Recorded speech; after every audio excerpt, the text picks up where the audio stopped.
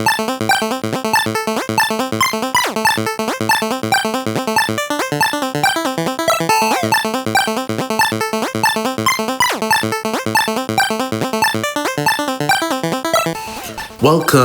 to this week's episode of the Relly and Deli podcast. I'm Relly. And I'm Deli. And today we are talking about relationship goals. Wow, oh my God. Get a Rowland, make a man. Super cute, sexy. Wow. Iconic. Amazon. Yes. And those. So yes, Relationship Goals is a movie that just came out on Amazon Prime. It is a rom-com, and that's a genre of movie we haven't seen in a while, I feel like. Yeah. Especially with black leads. A black-led rom-com with a completely black couple. Exactly. That's true, too, because a lot of times when you get a black main, they are paired with someone who is not a POC. Yeah. So I want to give you guys a little rundown of the movie before we jump into our big four. So a TV producer, Leah, played by Rowland, has a career and it gets turned upside down when someone is brought in to compete with her, for the show running position. This person is a hotshot night news producer who happens to be her ex. This is Jarrett, played by Cliff Smith, aka Method Man. We learn that he is no longer a player and claims to have been transformed by a book called Relationship Goals. Hence the title of the movie. This movie is directed by Linda Mendoza. I took a look at her work and it doesn't seem to be anything that we've seen, but I'm gonna let y'all know what she's done. Chasing Poppy. She's also credited for directing some of Wanda Sykes' stand-up moments. She does a lot of stand-up directing. Okay. Nikki Glaser, Catherine Ryan. There's a movie also called Yearly Departed. Yeah. She's done some TV stuff too that I've seen. Okay. Yeah. She's done the Chris Rock show. She actually did some of All That. Oh wow. Yeah, some segments on All That.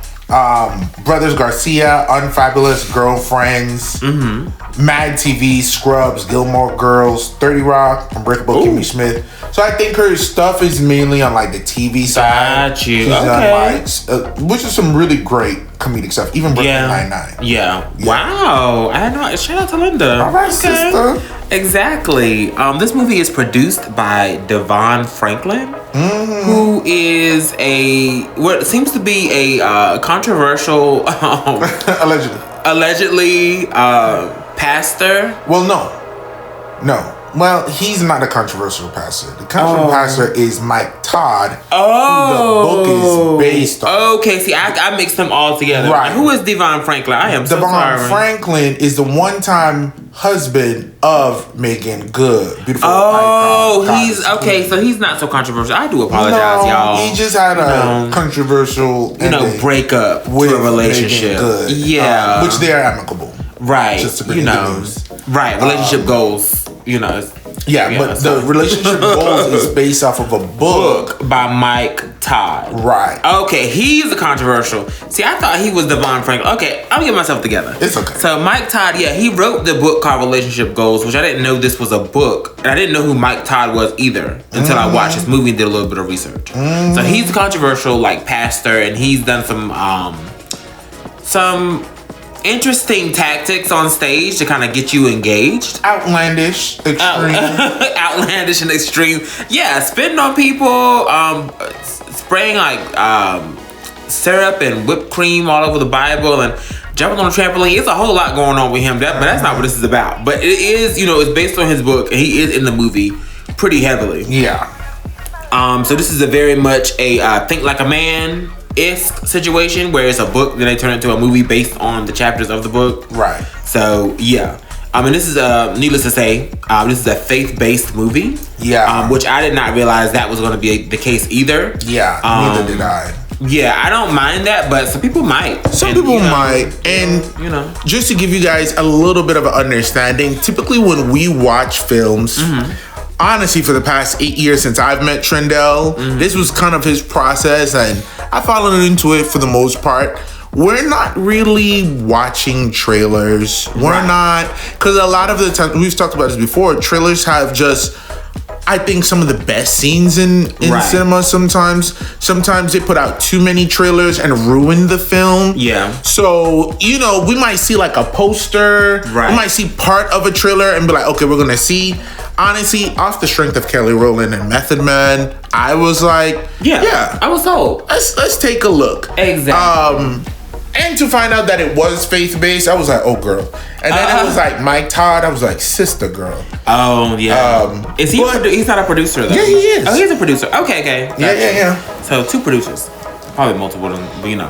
Here we are. So, but yeah, that is something to keep in mind when you're going in. It was surprising to me, but it wasn't like a deal breaker. But yeah, those are just like the kind of little tidbits I wanted to let you guys know about. Yeah, we don't really do any research into the movies beforehand.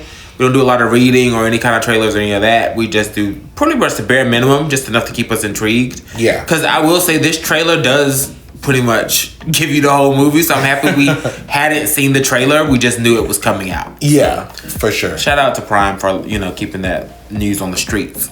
So we're going to go ahead and jump into story. First and foremost, our 4 points here. If you don't know, you should know. And if you know, then you know. So we talk about, we break it down to 4 points. We got story, acting and dialogue, cinematography, and sound design. Yeah. So we're going to go ahead and jump into that first point, story. I gave this story a 6. It was interesting seeing this after watching Send Help and Waiting to Exhale. Right. It's a very interesting situation. There's a bit of combination of the two. Yeah. So, yeah. The story, I mean, it is a rom-com, and it hits a lot of those rom-com beats. You know, there's a formula to them, and this follows that, essentially. Some things that kind of stood out to me in the story. Leah, Kelly Rowland, she gets up at 3 a.m. every day. I guess shows just how dedicated she is to her job. Yeah. And she really is gunning for this showrunner position because her current boss, who is the showrunner, is setting to retire. Yeah. And so she all but feels that she's a shoo-in for the position, but then the network is like, oh, we want to bring in somebody else to see and have them compete for the position. Right. So, you know, that's when we get Jarrett, you know, Method Man. My biggest ding for this is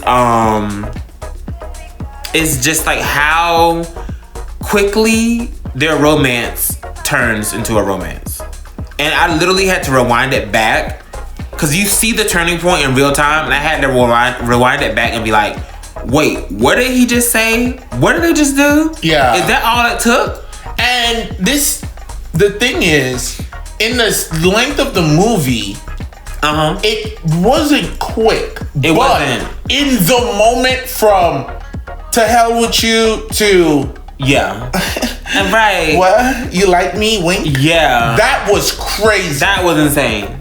And I think that's something to their detriment because I think they did the whole rival thing too long. Well, maybe it felt like one note. The whole rival. Yeah, there wasn't like a big push or pull. Except the one thing they had is that Jarrett was really never with the smoke. He really always was like flirting with her and stuff like that. Yeah. She just wasn't relenting. Yeah. We could have seen a little bit more of her softening for sure. Yeah. And I think it was very much like Send Help in reverse. Because in Send Help, they crash and they had like little whatever, but the point where he decided like, I'm gonna poison you, spoiler alert, and get off this house. That was weeks ago, y'all. Was crazy to me. Like, okay, she said something to you about like her personal life. Right. To me, that wasn't enough for you to be like, I'm gonna poison you tomorrow night, knock you out on the beach, and escape on my own. Because I'm in great danger here. I completely agree. It wasn't enough. It was something, but it wasn't enough. I mean, it made more sense than what we have here. Because I feel like the pacing with this relationship is just off. Yeah. Y'all do have history because, you know, he is her ex, but... What they could have played up, because they have different arguments back and forth while they're trying to, like, produce this one show together. Right. There wasn't a lot of, like, eye contact or, like... You know, like, when people are fighting and they're like, they're about to fuck. Yeah. none of that was happening. None of that was happening. It wasn't like burning passion greatly to the point where like y'all hate each other, but y'all really want to bang each other. Yeah. So that would have helped. Yeah. I think like when you look at, and we just saw a clip from Hard Eyes. That was a similar thing where like she was flirting with this guy and liked him, then turns out, oh, he's here to save your job because you've been fucking right. It was very similar. And very similar. The passion, you could see that kind of evolving. Yeah. A little bit cleaner. Yeah. Yeah, it just wasn't a clean evolution. That was my biggest thing for this. And I mean, there is a moment afterward where he kind of takes up for her, and that was nice. Yeah. I guess maybe I wish they had more stories or more things, different things to work on.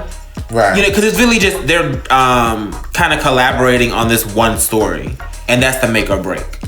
Yeah. I think if we would have had more time of like, you know, a little tit for tat back and forth for a bit, I think that might would have been a little good for me. But you know, at the end of the day, it's not the worst. Yeah. What'd you give it? I gave it a 7. Okay. I think, right, like, what I like to do when I think of the story, first, like, what is the meat and potatoes of the situation, of it just being like, guy meets girl, guy cheats on girl, spoiler. Yeah. They have, like, a past relationship, and then they're forced to work together. Yeah. And what that dynamic looks like at the workplace and how this is going to play out for the promotion. That mixed with it being like a news station, I don't think we've really seen that before. Yeah. Specifically in that type of work setting. Yeah. And then like the cast, like the supporting cast and the B-line stories that we have with like her friends, because she has one friend. Honestly, that elevates it. I didn't really think about that too much. I don't know why. Oh, but yeah. That, because like if you're just looking at their stories, like, okay, you know, boy meets girl. Right. Girl meets boy. I thought about them for acting and dialogue, but I did not think about the side people for a story, which is crazy. Because it helps to take the other chapters of the book to prove like, hey, this can be used for, and again, this is not pushing this man's book. Michael Todd, get help, girly.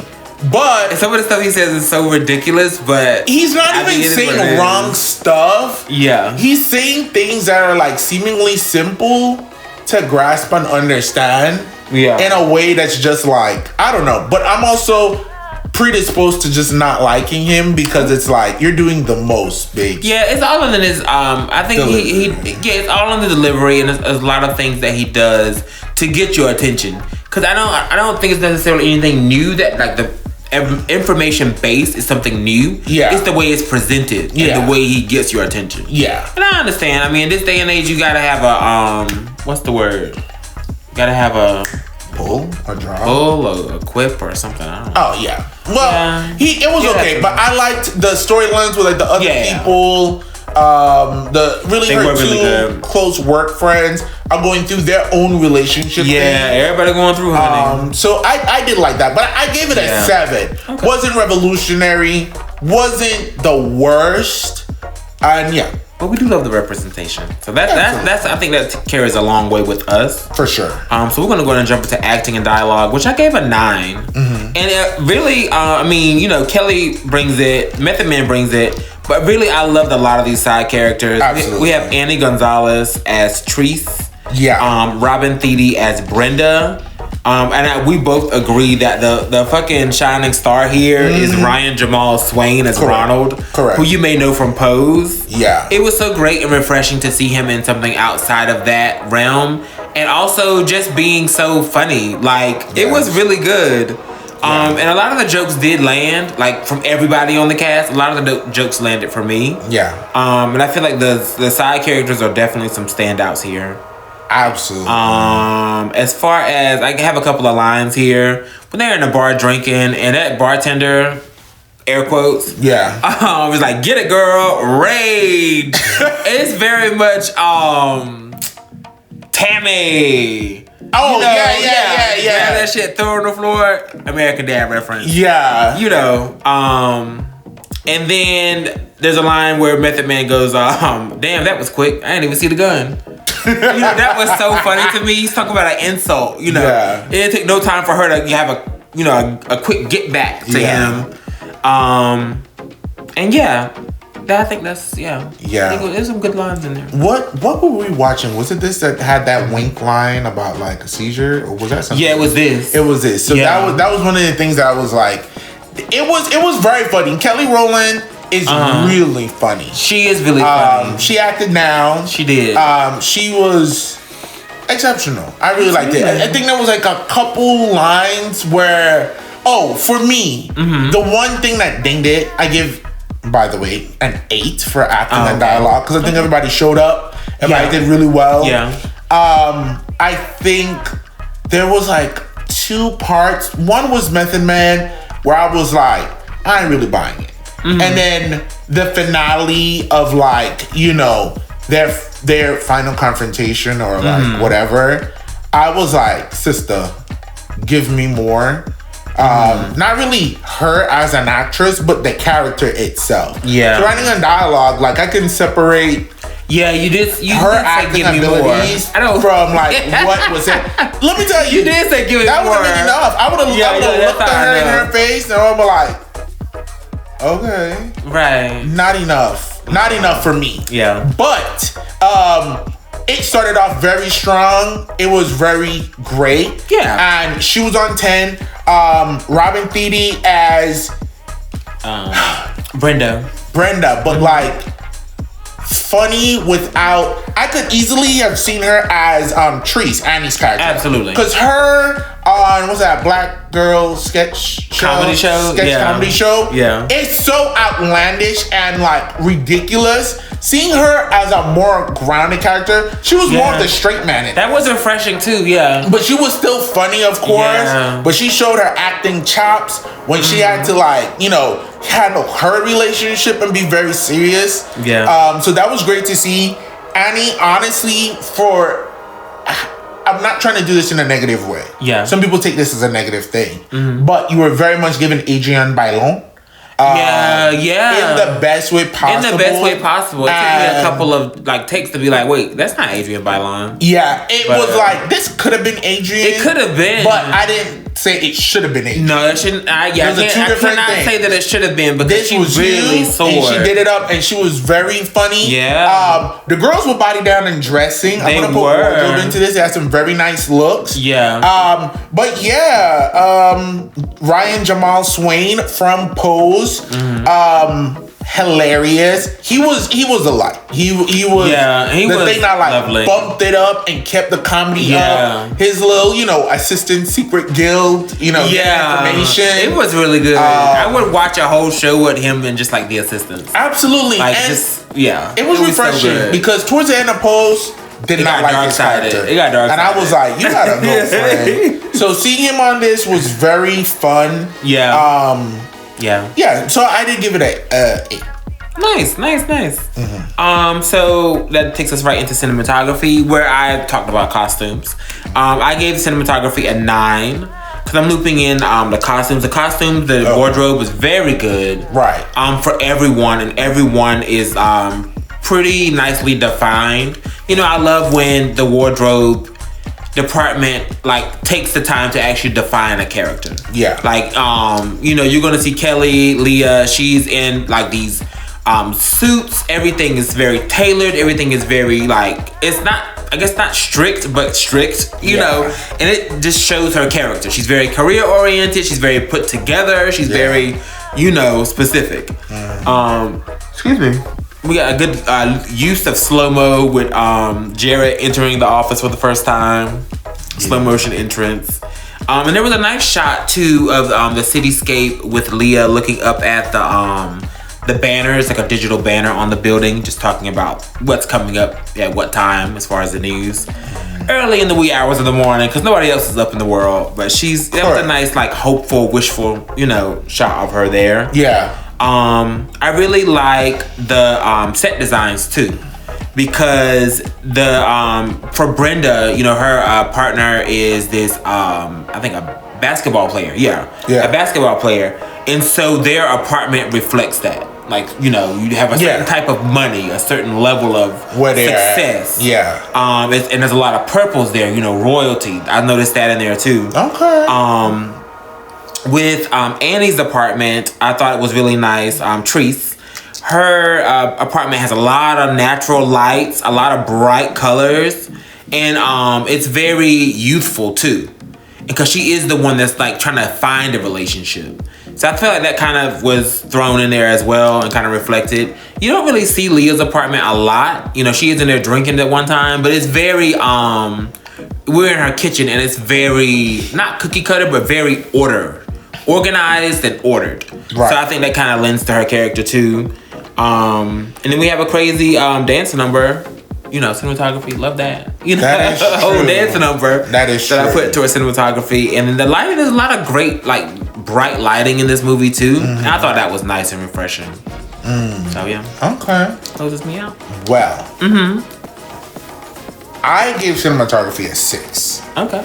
And for my thing, I didn't put fashion in there. I put that in like the acting and dialogue. Just because I think for me it was like the embodiment of the character and like who they are.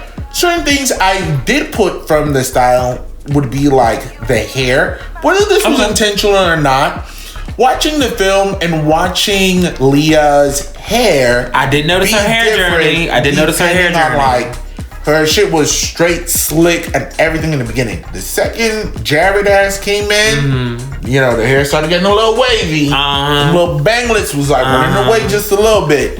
And then when you go to like the final, you know, moment, like her hair wasn't like slicked and coiffed. That was like when like her hair was the biggest and the most out and most natural. Is that a commentary on her openness, her vulnerability, her calmness versus quote unquote being wild and like being out there? Yeah. I don't know how much of that is intentional, but I did notice it. So it felt intentional to me. It did. Maybe she started, you know, to loosen up in a way, you know? Right.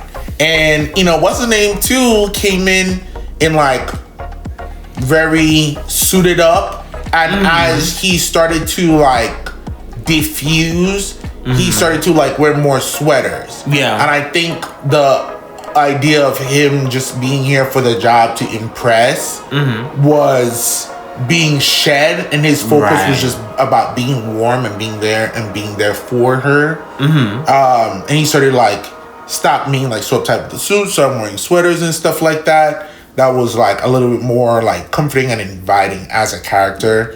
Absolutely. But ultimately, I didn't think there was anything. There were things beautifully done. From the time the film started, I was like, okay, they got this filmed in like 16K. This is absolutely shot. Yeah. Amazon had every camera that existed, filming it with all the resolutions. They did. But it wasn't any thing that was like, this is a dynamic composition. But everything that they did, whether referential or not, I mean, it's a rom-com in 2026. It was done really well. There wasn't just one thing that like pushed it for me. I did give it a 6. I could kind of give it a 7. But I feel like 6 was good.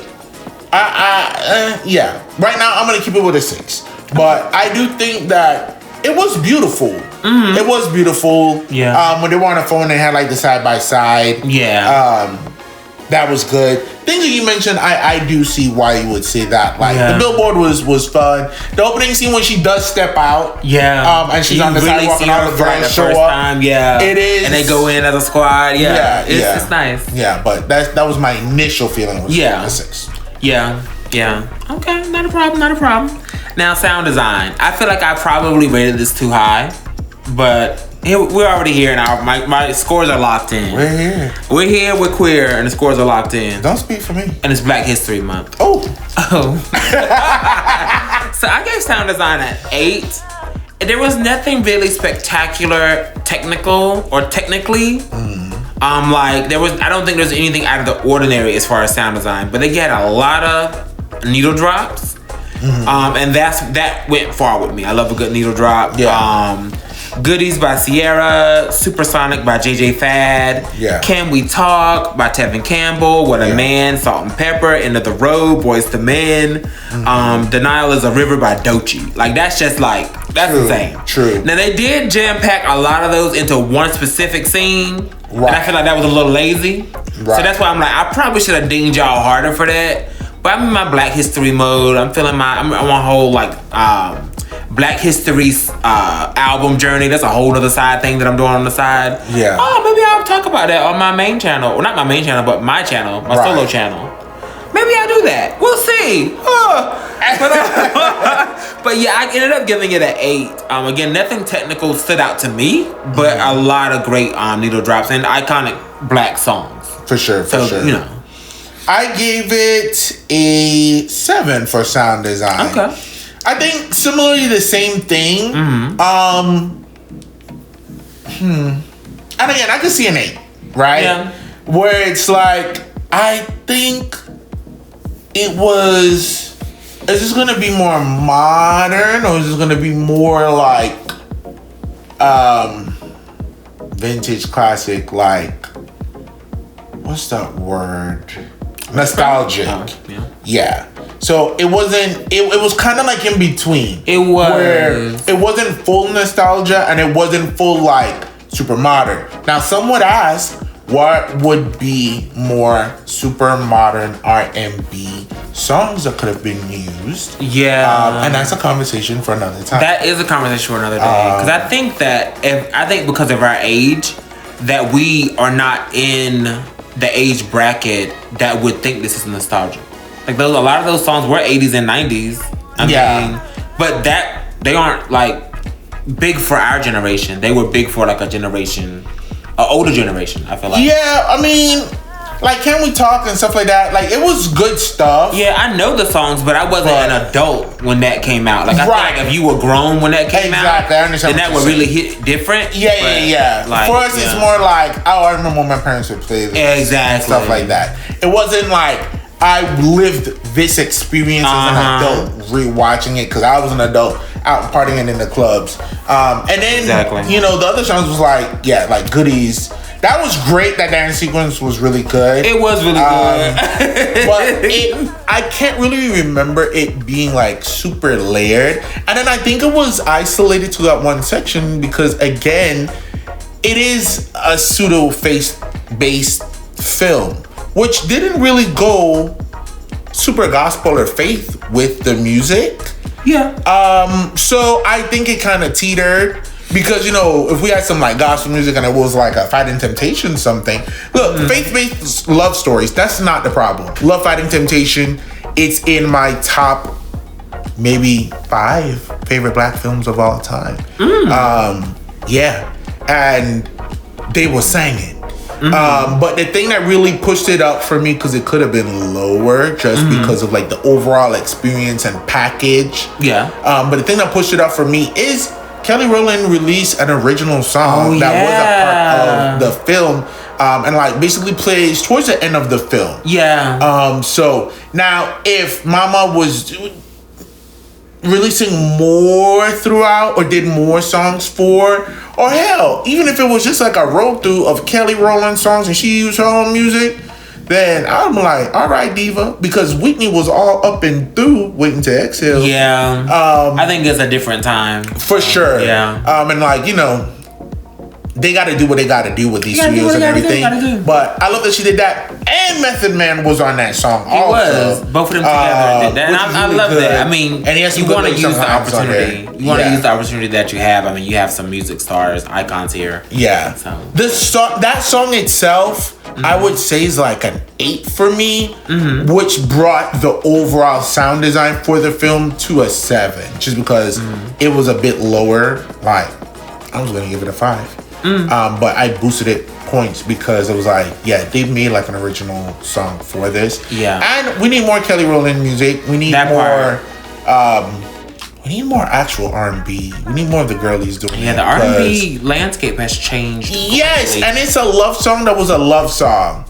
I feel like once R&B love songs started being sex songs, specifically sex songs, because like Cause I'm not R&B, ignorant. yeah. R&B is very always sexual. been, yeah. Always about that. But you can either have sexual commentary with the lyrics, and I think that's what will save it. You can be, the more graphic you are, the more vulgar you are, I think the smarter you have to be with the lyrics. And I don't think that a lot of the girls are there with what they're saying.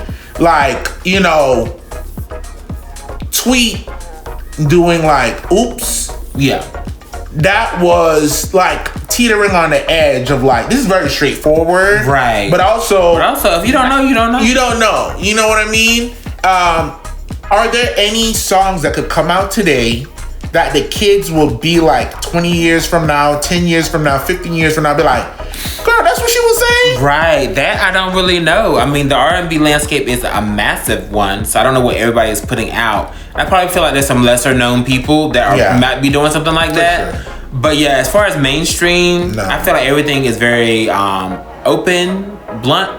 Yeah. And this is what it is. Yeah, because the genius of Tweet's song was like, you're thinking like, oh, there's a man in there with her. Right. And the genius was like, it's not even about somebody else. It's about self-love and her loving and touching on herself. Right. And it's like, oh snap, that's even more risque.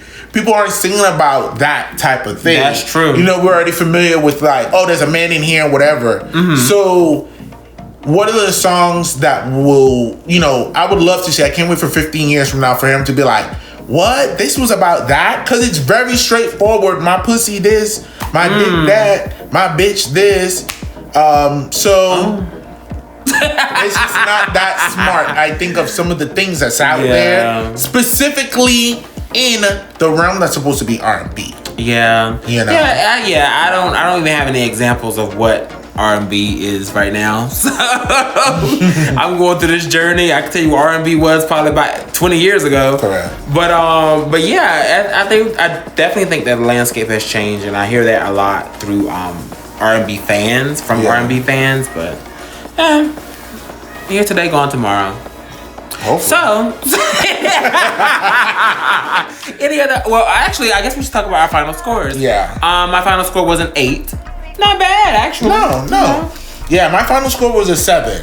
Okay, not bad at all. Not bad at all. We do recommend, show your support for the representation of it all, the rom-com of it all, the black rom-com of it all. Yeah. And perfect timing. I think, despite your feelings that you may have with, like, Michael Todd and kind of the meta self-actualizing motives behind this film being made based off of this book, I think having black love representation in 2026 that stems from honestly a more healthy place that does have good teachings and preachings behind it, such as, he doesn't 100% villainize sleeping around or dating around, right? Even though he does come off very hard about it in the beginning, like, oh, it's just gonna be empty.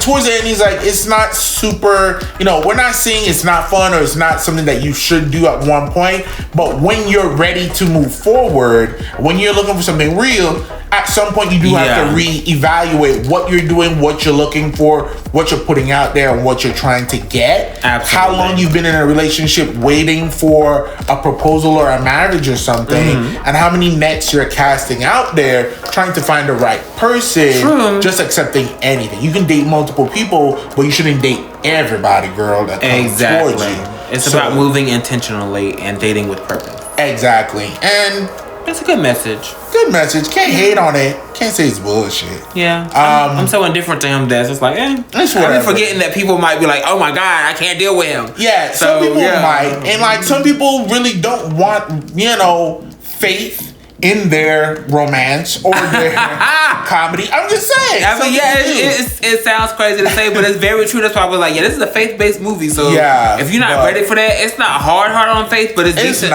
It's decent on faith if you're not, Yeah. And I definitely say, give it a watch. Give it a watch. Take a look at it for yourself. And, at the end of the day, it's a very funny show. It is very funny. It's done really well. And for those of you who want to know, yes, he does. Okay. Well, on that note, we thank you guys so much for tuning in on this movie review. As you know, we are coming up on a close of our Black History Month, but that will not mean that we won't be watching more Black movies. Correct. And talking more about Black things. Absolutely. Because at the end of the day, we are Black. This is a Black History Podcast. Oh! Okay. So yeah, please like, share, subscribe, comment. Yes. Let us know your thoughts on this. We do have a Wild Card Wednesday coming up for you guys, as well as a Reddit Stories. We do movie reviews every Monday, Reddit Stories every Friday, and then we sprinkle our Wild Card Wednesdays as we see fit. Absolutely. And this one will be our first ever list that we've done on this channel. Top 5 favorite Black sitcom theme songs.